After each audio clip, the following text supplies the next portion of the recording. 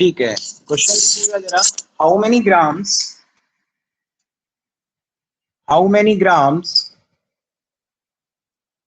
of NaCl should be dissolved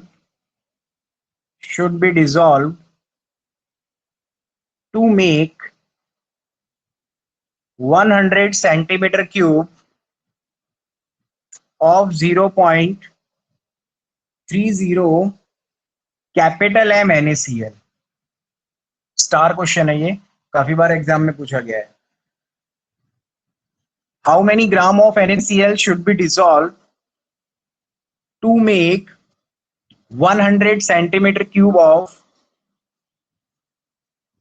0.30 capital M NaCl। देखो, इस question को रीड करके आपके दिमाग में क्या कंसेप्ट डेवलप होगा। एक तो मोलरिटी से रिलेटेड कंसेप्ट डेवलप होने वाला है। मोलरिटी, क्योंकि कैपिटल एम का मतलब आप समझते हैं मोल पर लीटर। ठीक है, अगर मैं एक बात बोलूं, molarity is equal to number of moles, यही फॉर्मूला पढ़ा हमने, number of moles of solute upon volume of solution in litre, यही पढ़ा है। ठीक है, अगर मैं ये बोलना चाहता हूं कि यहाँ पर वैल्यू 0.30 कैपिटल एम मुझे मिले, इसका मतलब क्या है? इसका मतलब यह है कि मुझे 0.30 मोल्स लेने चाहिए कितने लीटर सॉल्यूशन में? 1 लीटर सॉल्यूशन के अंदर, तभी तो ये इससे क्रॉस होके 0.30 आएगा। समझ गए आप लोग? मतलब जब भी आप लोगों को मोलरिटी गिवन होगा, इसका मतलब वो 1 लीटर सॉल्यूशन के अंदर होता है, मतलब आपको वॉल्यूम 1 लीटर कंसिडर करना है। ठीक है, ये बात आपको समझ में आनी चाहिए। अब यहाँ पर क्या हुआ, यहाँ पर ये 0.30 मोल गिवन है, इसका मतलब आप समझ गए, क्योंकि यहाँ पर हमने वॉल्यूम कितना लिया है?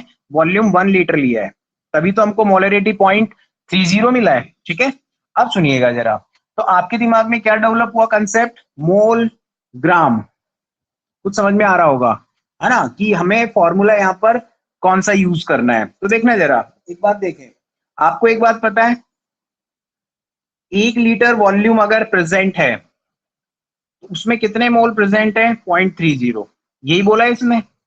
मोलरिटी का मतलब क्या हुआ? 1 लीटर सॉल्यूशन के अंदर कितना मोल प्रेजेंट है। ठीक है, अच्छा 1 लीटर को मैं क्या लिख सकता हूं?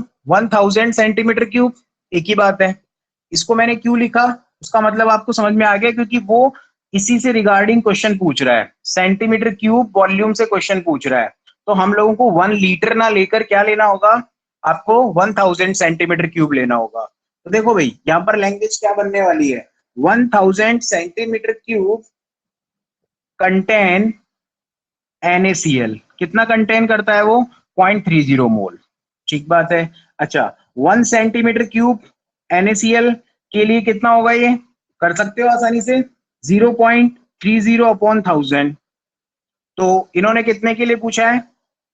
100 सेंटीमीटर क्यूब के लिए कैलकुलेट करने को बोला है। ठीक है, तो कितना होगा? 0.30 अपॉन 1000 और इंटू क्या हो जाएगा? 100।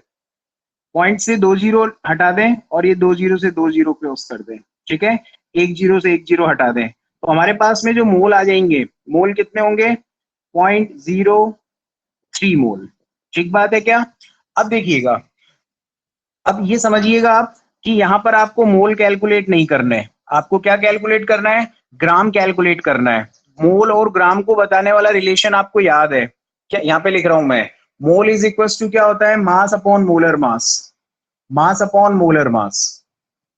ठीक है, अब mass upon molar mass given है, तो अब आप सोचो, आपको ग्राम मतलब मास कैलकुलेट करना है। मोलर मास आप कैलकुलेट कर सकते हैं NaCl का, इसका 23 है प्लस 35.5 मतलब 58.5 होगा। मोल्स आपने कैलकुलेट कर लिए हैं, तो मोल के प्लेस पे लिख देना 0.03 सॉरी, और मास कैलकुलेट करना है, और मोलर मास कितना है? 58.5। क्रॉस मल्टीप्लाई करके आप मास कैलकुलेट कर सकते हैं। ठीक बात है क्या? ये बहुत अच्छे से समझना पड़ेगा आपको कि यहाँ पर ये कैसे वैल्यूज गिवन थी। ये जो मोलरिटी गिवन है या ये जो मोल गिवन है, ये 1000 के लिए है, ध्यान रखना। हमें कितने के लिए निकालने हैं? 100 सेंटीमीटर क्यूब के लिए कैलकुलेट करना है। उसके बाद मोल मिला, मोल से आप ग्राम इजीली निकाल सकते हो। ठीक है, अब नेक्स्ट हेडिंग लिखना जरा, इंपेरिकल फॉर्मूला। ठीक है भाई, चलो आगे। हेडिंग लिखना एम्पेरिकल फॉर्मूला। अच्छा एक, चलो बाद में क्वेश्चन और देख लेंगे, पहले फॉर्मूला पढ़ लेते हैं। बहुत ध्यान से समझिएगा, एम्पेरिकल फॉर्मूला और मॉलिक्यूलर फॉर्मूले दोनों पे क्वेश्चंस आते रहते हैं एग्जाम में।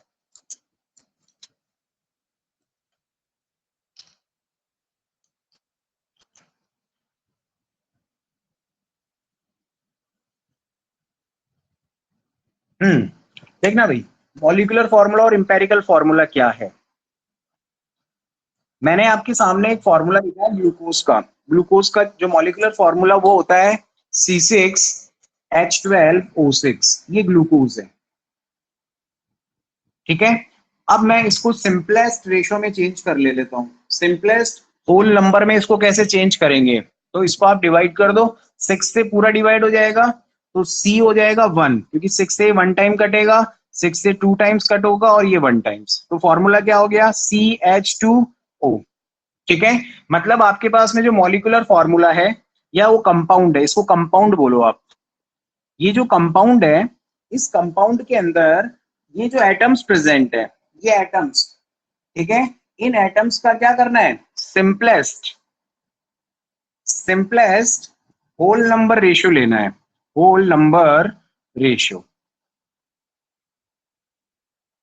सिंपलेस्ट होल नंबर रेशियो लेना है कंपाउंड के अंदर जो एटम्स प्रेजेंट है उनका, ठीक है। इसी को हम लोग बोलते हैं क्या, एम्पेरिकल फॉर्मूला, ध्यान रखिएगा।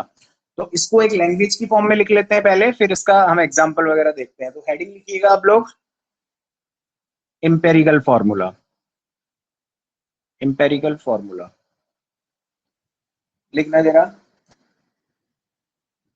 ए compound, a compound in which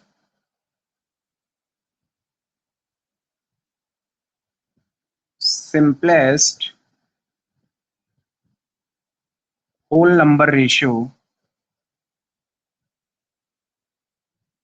simplest whole number ratio of the atoms, एक कंपाउंड के अंदर एटम्स का सिंपलेस्ट होल नंबर रेशियो वही होता है आप लोगों का एम्पेरिकल फॉर्मूला। ठीक बात है क्या, गुड। इसके लिए आप एग्जांपल नोट करना जरा। एग्जांपल, एक कंपाउंड मैंने लिया यहां पर, ये ले लो पहले C6H12O6, ये कंपाउंड है, इसमें सिंपलेस्ट रेशियो 1:1, मतलब CH2O, ये होगा इंपेरिकल फॉर्मूला। ईपी से रिप्रेजेंट करेंगे इसको हम लोग, ईपी।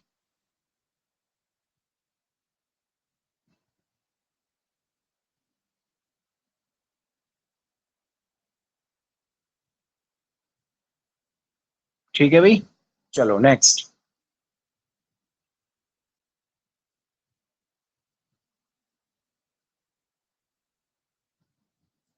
आवाज आ रही है मेरी आप लोगों को? ये एक स्टूडेंट कहाँ गायब हो गया भाई? सर उसका नेट चला गया, वो रीजॉइन कर रही है। अच्छा ठीक है, चलो भाई नेक्स्ट देखते हैं हम लोग। एम्पेरिकल फॉर्मूले का मतलब आपको समझ में आ गया है, ठीक है, ध्यान रखिएगा। नेक्स्ट, मॉलिक्यूलर फॉर्मूला, अगला हेडिंग लिखेंगे मॉलिक्यूलर फॉर्मूला। मॉलिक्यूलर फॉर्मूला है, मॉलिक्यूलर कंपाउंड भी लिख सकते हैं। अब देखना भाई, ध्यान से समझना, बहुत इंटरेस्टिंग क्वेश्चन है। ये मैंने लिखा है एम्पेरिकल फॉर्मूला, क्या ये एम्पेरिकल फॉर्मूला एक्चुअल नंबर को रिप्रेजेंट कर रहा है क्या? क्या empirical formula actual number of atoms को रिप्रेजेंट कर रहा है क्या? नहीं, ध्यान से समझना, मैंने ग्लूकोज लिया है C6H12O6 और इससे मैंने फिर ये रेशियो ऑब्टेन किया है 1:1, तो C हो गया 1, हाइड्रोजन हो गया 2 और ऑक्सीजन भी कितना हो गया 1, 1:1, ठीक है। मतलब ये मॉलिक्यूलर फॉर्मूला है आप लोगों का, मॉलिक्यूलर फॉर्मूला। मॉलिक्यूलर फॉर्मूला का सिंपलेस्ट होल रेशियो ले लिया नंबर, है ना, एटम्स का, तो उसको हम बोलते हैं। क्या ये रेशियो आपके लिए सफिशियंट है क्या एटम्स की इंफॉर्मेशन के लिए? क्यों? क्योंकि देखो इससे मैंने ये बनाया है, लेकिन ये जो रेशियो मुझे मिल रहा है इसको मैं ऐसे भी तो लिख सकता हूँ C12H24O12। अब आप इसको चेंज करेंगे तो भी रेशियो क्या आएगा, 1:2:1। मतलब क्या है, एम्पेरिकल फॉर्मूला एटम्स के एक्चुअल नंबर को रिप्रेजेंट नहीं करता। वो कौन करेगा? Molecular formula. क्या ये ग्लूकोज है क्या? नहीं, ये ग्लूकोज नहीं है, जबकि इससे रेशो वही मिल रहा है आपको 1:1। क्या ये ग्लूकोज है क्या? यस, ये ग्लूकोज है, इससे रेशो मिल रहा है 1:1। एम्पेरिकल फॉर्मूला कभी भी एक्चुअल नंबर ऑफ एटम्स को रिप्रेजेंट नहीं करता। मॉलिक्यूलर फॉर्मूला हमेशा कंपाउंड में कितने एटम्स हैं उनके नंबर को एक्सप्रेस करता है। ध्यान रहेगा, ठीक है। दोनों के लिए देखो, molecular formula empirical formula same आ रहा है 1:1, यहाँ भी 1:1, लेकिन देखो एटम्स का रेशियो यहाँ पर कितना है, ये है, और यहाँ एक्चुअल रेशियो ये है। तो इंपेरिकल फॉर्मूला एक्सप्रेशन में नहीं आता, हमेशा मॉलिक्यूलर फॉर्मूला एटम्स का एक्चुअल नंबर एक्सप्रेस करता है। तो हेडिंग लिख लेना, सॉरी ये लिखना है इसकी लैंग्वेज, मॉलिक्यूलर फॉर्मूला में लिखना इट एक्सप्रेसेस कर लेना the actual number of atoms. ये ध्यान रखिएगा। एग्जांपल C6H12O6, ये एक्चुअल नंबर है ग्लूकोज का, ये मॉलिक्यूलर फॉर्मूला है, मॉलिक्यूलर फॉर्मूला ऑफ ग्लूकोज। अच्छा, इसका एम्पेरिकल फॉर्मूला समझ में आ गया ना? इसका सिंपलेस्ट रेशियो CH2O, इस तरीके से आप कैलकुलेट करना। तो सिंपलेस्ट रेशियो अगर आता है, सिंपलेस्ट रेशियो, उसको हम लोग बोलते हैं एम्पेरिकल फॉर्मूला, और एक्चुअल नंबर ऑफ एटम्स, ये एक्चुअल नंबर है। अब आप यहां से यहां पहुंच सकते हैं क्या? 1 2 1, है ना, यहां से यहां पहुंचा जा सकता है, ध्यान रखना। उसके लिए हम कुछ कंसेप्ट पढ़ते हैं। सिंपल है यहां तक। तो यहां पर दो बातें क्लियर है आप लोगों की। इंपेरिकल फॉर्मूला क्या है? Empirical formula is the simplest whole number ratio. Whole number है ये 1:1, सिंपलेस्ट है, इससे ज्यादा सिंपल हो नहीं सकता, और ये एटम्स प्रेजेंट है। और मॉलिक्यूलर फॉर्मूला क्या है? Molecular formula actual number of atoms, किसी भी कंपाउंड में एक्चुअल नंबर कितने होंगे एटम्स को, उसको हम मॉलिक्यूलर फॉर्मूला बोलते हैं। ठीक है, यहाँ पर इंपेरिकल फॉर्मूला कभी भी एक्चुअल नंबर को रिप्रेजेंट नहीं करता है, ध्यान रखना।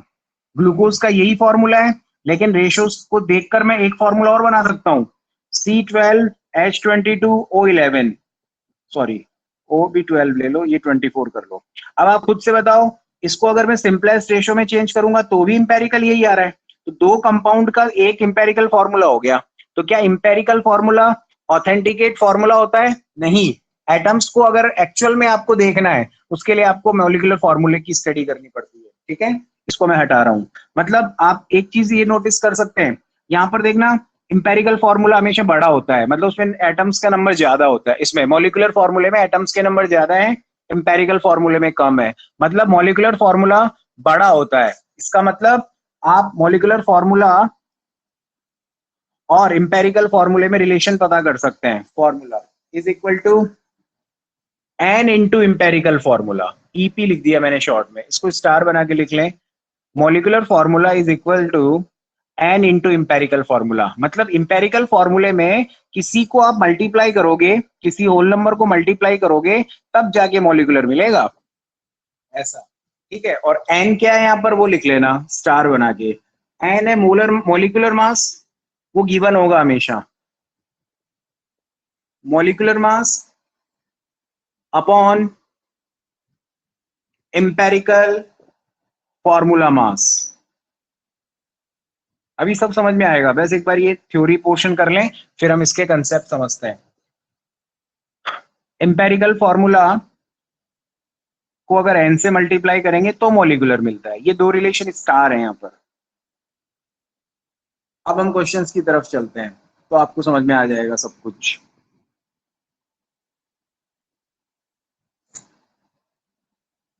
ठीक है, देखो भाई क्वेश्चंस का पैटर्न क्या होता है यहाँ पे, ये याद हो गया ना। Molecular formula is equal to n into empirical formula.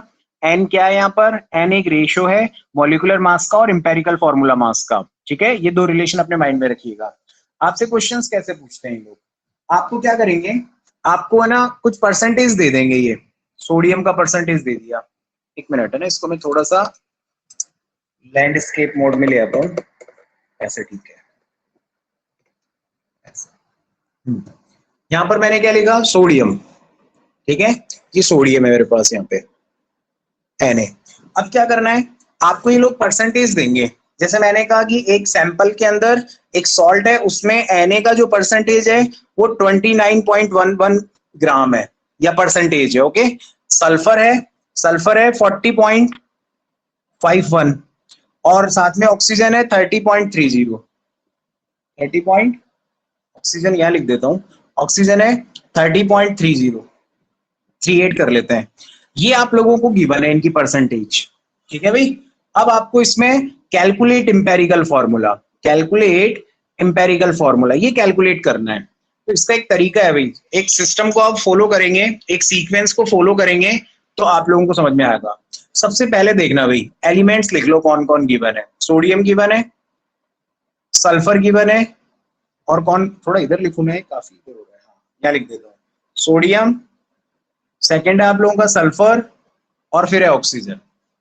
ये तीन एलिमेंट्स गिवन है। ठीक है, नेक्स्ट इनकी जो क्वांटिटी दे रखी है, ग्राम में भी दे सकते हैं, परसेंटेज में भी दे सकते हैं, वो नोट करें यहाँ पे। 29.11, 40.51, 30.38। ठीक बात है, चलो नेक्स्ट देखते हैं। अब देखो भाई, एटॉमिक मास, नेक्स्ट जो कॉलम बनेगा वो एटॉमिक मास के लिए होगा। एटॉमिक मास, सोडियम का एटॉमिक मास कितना लेते हैं हम लोग, 23, सल्फर 16 इंटू 2 32, और ऑक्सीजन 16। ये इनके एटॉमिक मास हैं, ये ग्राम में क्वांटिटी है। आप मुझे बताओ, क्या आप मोल कैलकुलेट कर सकते हो? क्या मोल इजीली कैलकुलेट होंगे? क्योंकि मोल इज इक्वल टू क्या होता है, मास अपॉन मोलर मास। मास कितना है 29.11 अपॉन मोलर मास कितना है 23, या एटॉमिक मास 23। ठीक है, इसको आप अपॉन कर लेना, इसको हम लोग है ना कैलकुलेट करेंगे तो कुछ 1.266 आ जाएगा। फिर देखो भाई नेक्स्ट केस में क्या करना है, इसका मास कितना गिवन है 40.51, इसका एटॉमिक मास कितना है 32, इसको कैलकुलेट करें तो आंसर सिमिलर ही आएगा 1. ये आप घर पे कैलकुलेट करना। नेक्स्ट है 30.38 upon 16, mass upon molar mass, इसको कैलकुलेट किया 1.897 समथिंग। ठीक है, तो आपको क्या करना है, सबसे पहले सिंबल लिखना है, कौन गिवन है एटम्स या एलिमेंट, फिर आपको ग्राम की क्वांटिटी ये लोग देंगे, ये परसेंटेज में भी हो सकती है, ध्यान रखिएगा। ये दे दिया, फिर एटॉमिक मास दे दिए। एटॉमिक मास तो जनरली याद होते हैं, हालांकि गिवन भी होता है क्वेश्चन में, ये गिवन होगा। ठीक है, आपको काम यहां से स्टार्ट करना है, मोल कैलकुलेट करने हैं। मोल क्या होंगे, मास अपॉन मोलर मास, इसके अंदर इसको डिवाइड कर देना। ठीक है, अब सबसे इंपॉर्टेंट चीज आने वाली है, simplest molar ratio. Simplest molar ratio निकालना है, इसको शॉर्ट में मैं SMR बोल दूंगा। ठीक है, सिंपलेस्ट मोलर रेशियो। अब ये कैसे कैलकुलेट होगा, देखो भाई, आपको इन सब में सबसे स्मॉलेस्ट वैल्यू ढूंढनी है। सबसे स्मॉलेस्ट वैल्यू कौन है, 1.266, क्योंकि ये 1.897 है, ये बड़ी है ये छोटी है। आपको सबसे स्मॉलर ढूंढना है वैल्यू, तो सबसे स्मॉलर यही है। ठीक है, सबसे स्मॉल ये है, तो आपको क्या करना है, जो सबसे स्मॉल होता है ना उसी को सब में डिवाइड करते जाना है। तो यहाँ पर तो वैल्यू कितनी होगी 1.266 अपॉन 1.266 1, सिमिलर 1.266 1.266 1, और यहाँ होगा 1.897 अपॉन सबसे स्मॉलेस्ट जो है उसको डिवाइड कर दो 1.266। इसको आप जब कैलकुलेट करेंगे तो 1.5 समथिंग आएगा। ठीक है भाई, यहाँ तक कोई डाउट नहीं है। करना क्या है, मोल कैलकुलेट करना है और फिर सिंपलेस्ट मोलर रेशियो पता करना है, SMR पता करना है। वो कैसे पता करते हैं, वो जो मोल आए ना उसमें सबसे स्मॉलेस्ट वैल्यू चेक करो आप, वो ये है, उसी को सब में डिवाइड करते जाओ, उससे आपके पास में SMR आ जाएगा, सिंपलेस्ट मोलर रेशियो। अब ये तो बहुत अच्छा है, 1 आ गया, ये भी 1 है, लेकिन ये 1.5 आया है। अब आपको क्या करना है, इसको होल नंबर में चेंज करना है। तो अगर मैं इसको 1 से मल्टीप्लाई करता हूं सभी को, तो कोई फर्क पड़ेगा क्या, कोई फर्क नहीं पड़ने वाला है ना। लेकिन अगर मैं इसको 2 से मल्टीप्लाई करता हूं 2, तो ये कितना हो गया 2, सबको 2 से कर रहा हूं तो ये कितना हो गया 3। तो मेरे को ये वैल्यू चाहिए थी, क्योंकि आपको पता है एटम्स हमेशा किस में होते हैं, सिंपल होल नंबर में होते हैं। कभी आपने ऐसा देखा है क्या, NaS ऑक्सीजन 2.5, ऐसा कोई मॉलिक्यूल देखा है क्या, नहीं। लेकिन आपने क्या किया, इसको मल्टीप्लाई कर दिया सिंपलेस्ट नंबर बनाने के लिए। तो अब फॉर्मूला आप लोगों का क्या बनेगा, देखना, Na के कितने मोल हैं 2, सल्फर का कितना है 2, और ऑक्सीजन कितना है 3। ये इसका इंपेरिकल फॉर्मूला बन गया, इंपेरिकल फॉर्मूला। ठीक है भाई, अगर यहाँ पर ऑलरेडी 2 होता, सपोज करो यहाँ पर आपको डायरेक्टली 2 मिल जाता, फिर आपको ये काम करने की जरूरत नहीं थी। उस वक्त फॉर्मूला बनता यार NaS दोनों 1 1 और ऑक्सीजन कितना आ जाता 2। अभी कितना है, ये 2 है, ये भी 2 है, और ऑक्सीजन देख लो कितना है 23। तो ये इसका इंपेरिकल फॉर्मूला है, इसको नोट कर लेना, Na2S2O3। तो 3 स्टेप में आपको काम करना है, मोल कैलकुलेट करने, मोल के बाद सिंपलेस्ट मोलर रेशियो कैलकुलेट करना है, और फिर जितने आपको नंबर मिलते हैं ना उसको यहाँ बेस में लिख दो इनके, वो उसका मॉलिक्यूलर फॉर्मूला, एम्पेरिकल फॉर्मूला होगा।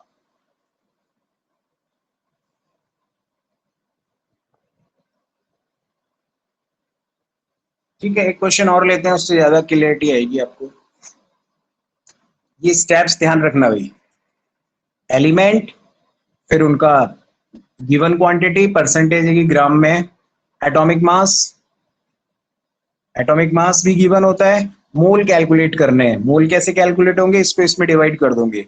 ठीक है, और फिर सिंपलेस्ट मोलर रेशियो कैसे कैलकुलेट करना है, आपको सबसे स्मॉलेस्ट डिजिट देखना है इसमें, उसको सब में डिवाइड करना है, इस वैल्यू में भी उसको डिवाइड किया, इस वैल्यू में भी किया, और इसमें भी किया, बस ये काम करना है आपको। अब एक एग्जांपल लेते हैं, जरा देखना, उससे ज्यादा समझ में आने वाला है।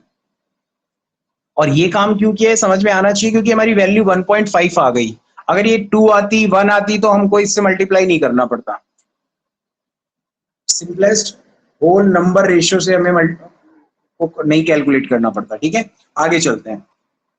अब देखना, मेरे पास में पोटेशियम की कंसंट्रेशन गिवन है, पोटेशियम है मेरे पास में, ये लोग गिवन देंगे ना 15.1%।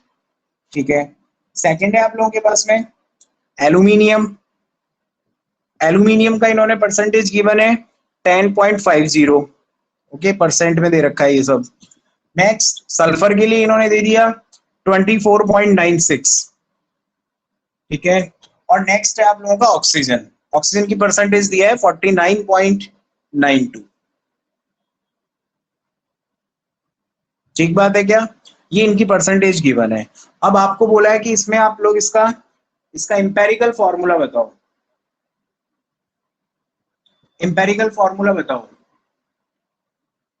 ठीक है, अब समझना इसको कैसे करना है। तो सबसे पहले आप एक टेबल बनाते ही हैं, उसमें सबसे पहले यहाँ क्या लिखते हैं, सोडियम, ये सॉरी क्या है, पोटेशियम लिखो, फिर कौन गिवन है, एल्यूमिनियम, फिर सल्फर, और लास्ट में कौन है, ऑक्सीजन गिवन है। ठीक है, एक कॉलम ये बनेगा, इनकी गिवन क्वांटिटी लिख लो 15.1, 10.50, 24.96, 49.92। ओके, ये गिवन है। फिर आप लिखो इनका एटॉमिक मास, एटॉमिक मास आपको पता है, पोटेशियम कितना होता है भाई 39, नहीं पता तो आपको साइड में गिवन है ये सब, पोटेशियम का मास 39 होता है, एल्यूमिनियम 27 है, सल्फर 16 32, और ऑक्सीजन 16। ठीक है भाई, तो इनके एटॉमिक मास मैं यहाँ पे लिख देता हूँ 39, 27, सल्फर का एटॉमिक मास 32, ऑक्सीजन 16, ये सब गिवन में ही आ जाता है। अब आपको क्या करना है, मोल्स पता करना है, सबसे पहला काम मोल पता करो। अच्छा, मोल कैसे पता होते हैं, मास अपॉन मोलर मास, मास 15.1 और मोलर मास कितना है 39। ठीक है भाई, मोल पता करना है तो मास चाहिए और अपन मोलर मास चाहिए, बेसिक फॉर्मूला मोल का, तो इसकी वैल्यू आ जाएगी 0.39 समथिंग। अच्छा, नेक्स्ट है mass upon molar mass 10.50 upon 27, इसको जब आप कैलकुलेट कर लेंगे तो यही सेम वैल्यू आएगी 0.39।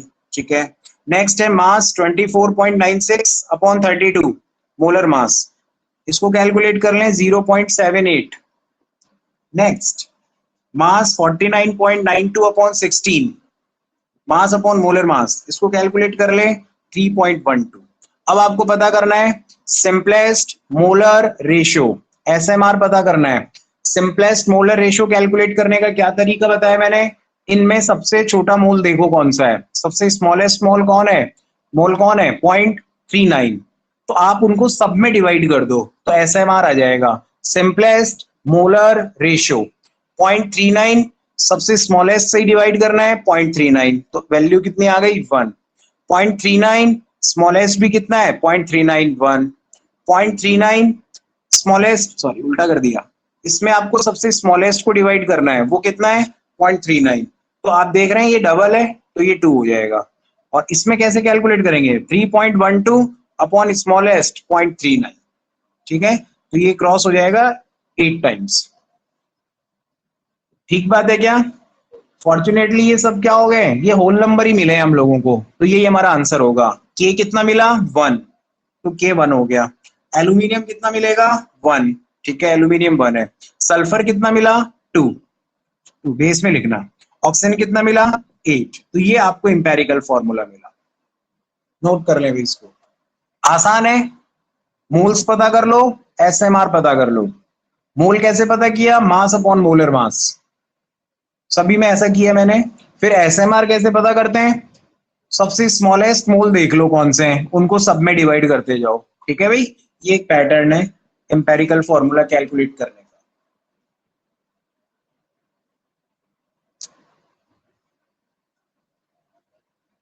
आसान है, ठीक है।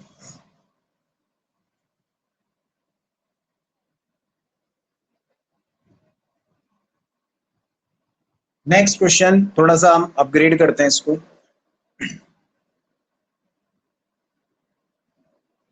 अगर आप थोड़ा सा लिखने में थोड़ा लेट होते हैं ना, तो इसको स्क्रीनशॉट लेके भी बाद में लिख सकते हैं आराम से, है ना, कोई प्रॉब्लम नहीं है।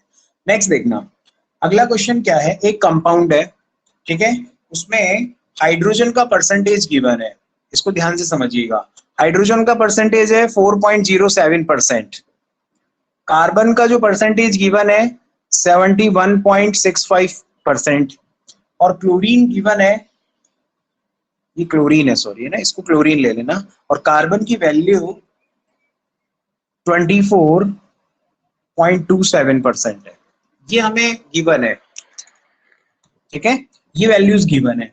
और इसमें हमें पूछा है, अच्छा मोलर मास दे दिया इन्होंने, यानी मॉलिक्यूलर मास दे के रखा है क्वेश्चन में ही, मॉलिक्यूलर मास 98.96 है, ओके। तो यहां पर क्या पूछा है, फाइंड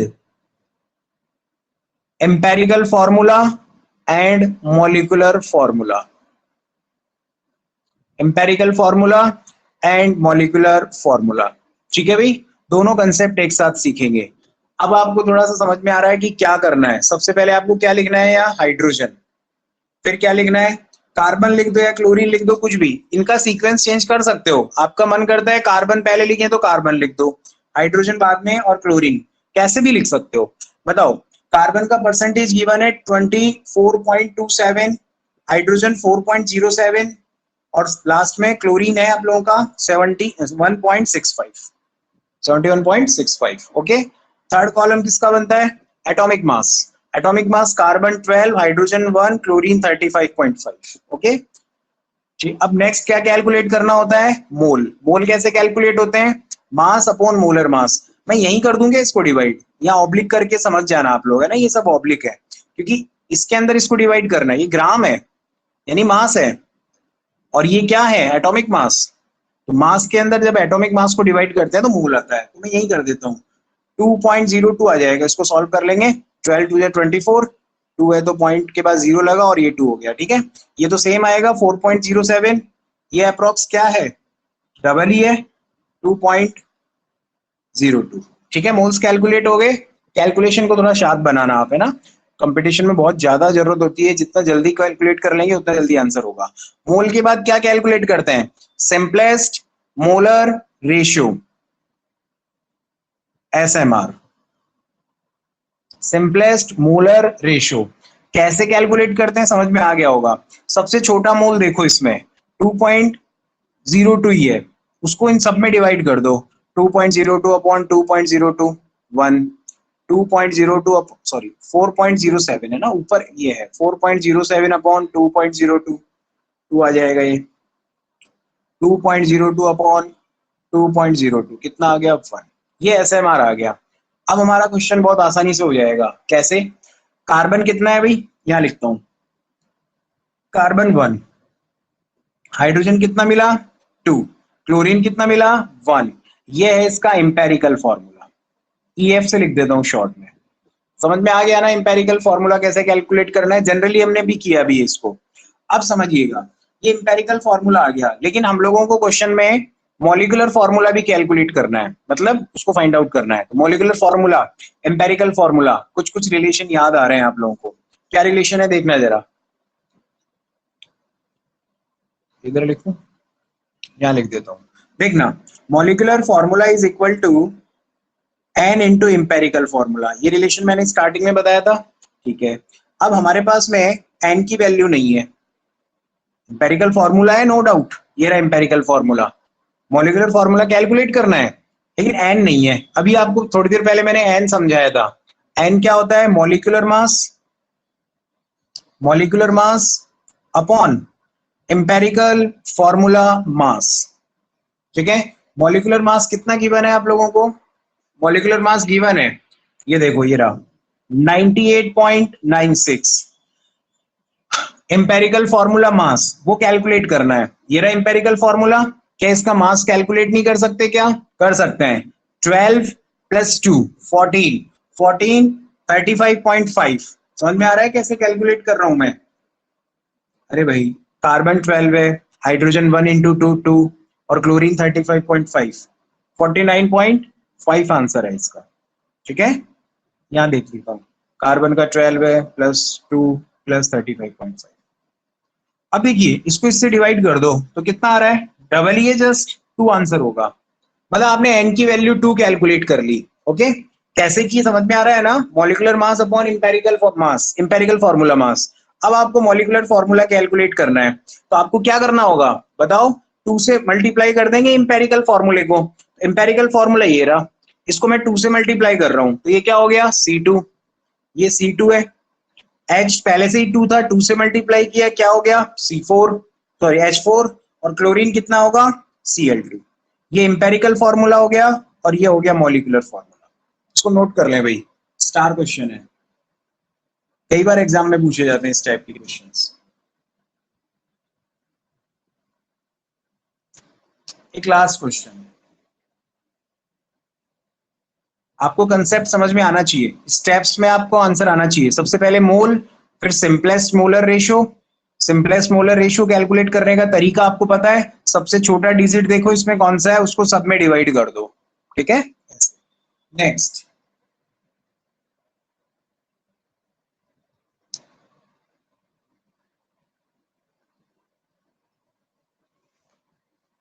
एक लास्ट क्वेश्चन और देखते हैं।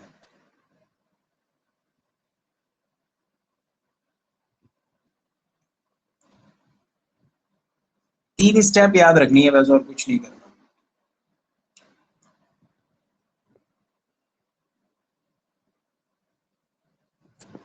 अगर आपको प्रैक्टिस करनी है, एनसीईआरटी का 1.3 क्वेश्चन करके देखिएगा। ठीक है, इसी टाइप का है, सेम आप कर लेंगे उसे। इसे हटा रहा हूं मैं।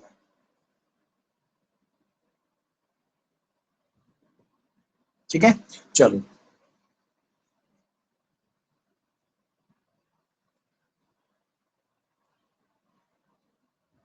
कार्बन का परसेंटेज है 92.32, और हाइड्रोजन का परसेंटेज है 7.68।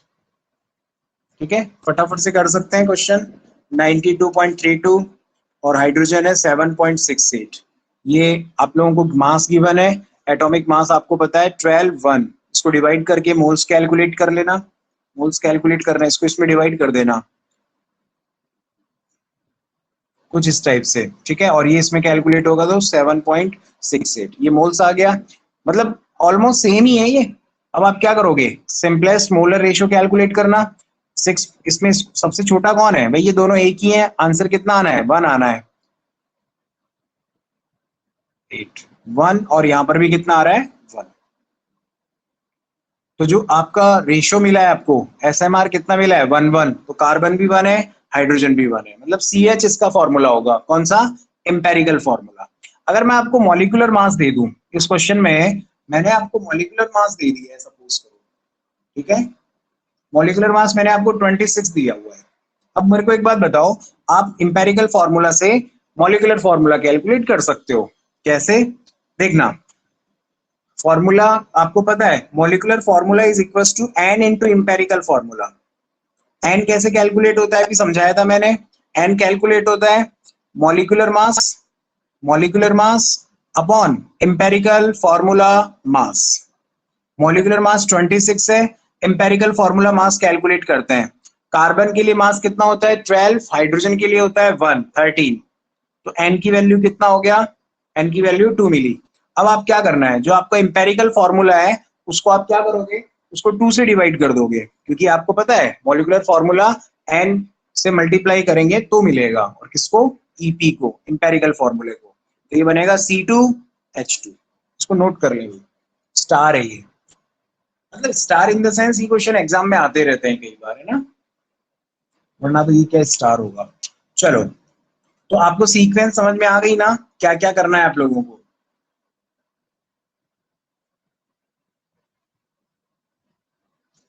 सीक्वेंस याद होनी चाहिए, बाकी कुछ भी नहीं इसमें।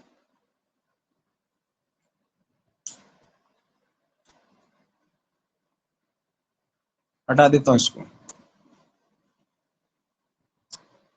लास्ट क्वेश्चन नोट कर लें, फिर कल पढ़ेंगे बाकी। यूरेनियम 84.82 और ऑक्सीजन 15.18। इसका यूरेनियम लिख दो यहाँ पे, ऑक्सीजन लिख दो। 84.82, 15.8। इनके एटॉमिक मास आपको याद होने चाहिए। यूरेनियम 298 होता है, ध्यान रखना, 238 सॉरी, इसका एटॉमिक नंबर 92 होता है, ठीक है, रेडियो एक्टिव है ये। 238 सॉरी 238, और ऑक्सीजन का मालूम है 16। मोल्स कैलकुलेट कर लोगे, इसमें इसको डिवाइड कर दो, तो अप्रोक्स 0.35 आ जाएगा कुछ, है ना, इस टाइप से। इसको इसमें डिवाइड कर देंगे, 0.948। अब बताओ जरा, SMR कैलकुलेट कर सकते हो, सिंपलेस्ट मोलर रेशियो, SMR कैसे कैलकुलेट करना है। सबसे छोटा देखो इसमें कौन है, यही है, तो इसको इसी में डिवाइड करोगे तो 1 आएगा, और इसको इसमें डिवाइड करोगे तो लगभग 2, डबल ही है ये, देखो, है ना, अप्रोक्स 2 है। तो यहाँ पर आपका जो रेशियो आ जाएगा वो हो जाएगा UO2, यानी U 1 है और ऑक्सीजन कितना है 2। इस टाइप से आपको ये कैलकुलेट करना है, तो आसानी से कर सकते हो। सीक्वेंस ध्यान रखिएगा थोड़ी सी, सीक्वेंस में क्या करना है, सबसे पहले मोल्स कैलकुलेट करने हैं, फिर आपको SMR कैलकुलेट करना है, सिंपलेस्ट मोलर रेशियो, और फिर आपको इजीली आपको रेशियो मिल जाएगा, उससे इंपेरिकल फॉर्मूला मिलेगा। इंपेरिकल फॉर्मूला मिल जाए उससे आप लोग n कैलकुलेट कर लेना, और फिर मॉलिक्यूलर फॉर्मूला कैलकुलेट करना।